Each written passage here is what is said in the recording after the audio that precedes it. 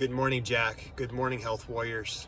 Today I'm going to discuss gaps in our lives. Not only gaps in nutrition, in our diet, but gaps in our life.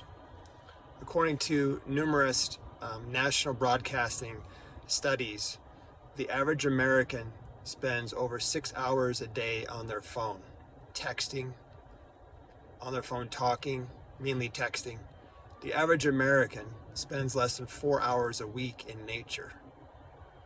So we spend less time in nature per week than we spend on our phone per day. Let that set in.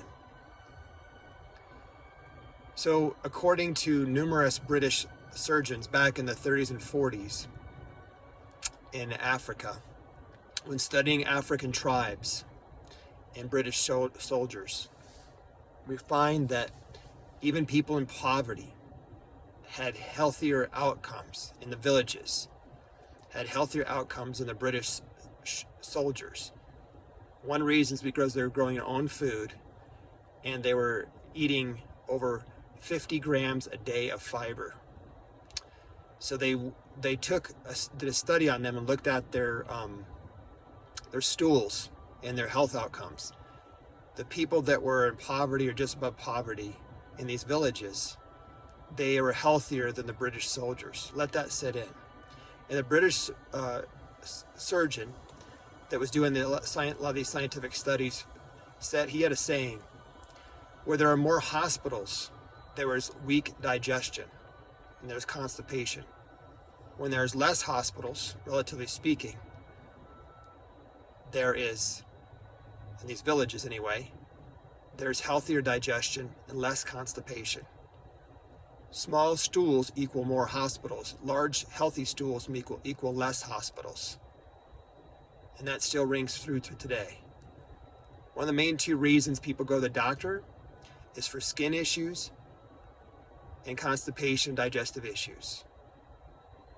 If you're constipated and your body can't get rid of toxins, you're not going to the bathroom very much, you're not eating a very good diet, it's going to show up on your skin. Your skin is your largest organ in your body. So you should start with at least 25 grams of fiber a day from fruits and vegetables mainly. If you eat 10 servings of fruits, 8 to 10 servings of fruits and vegetables, we can look at the highest chronic disease, from diabetes to cancer to heart disease, rheumatoid arthritis. We find that you can ward off most of these diseases just by eating 10 servings of fruits and vegetables. Preventative is what we're talking about, not waiting until you get sick or ill. Again, 1 in 2 Americans has a chronic illness. If we have a population of 334 million people, that's close to 165, actually it's 167 million people are ill. 167 million. 74% of our soldiers, or our American population, wouldn't qualify to go in the military because they're overweight and obese.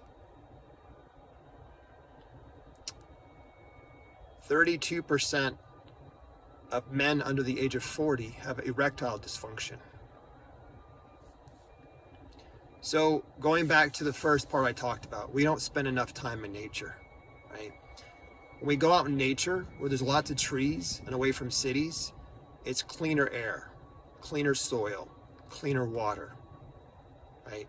Trees filter out water.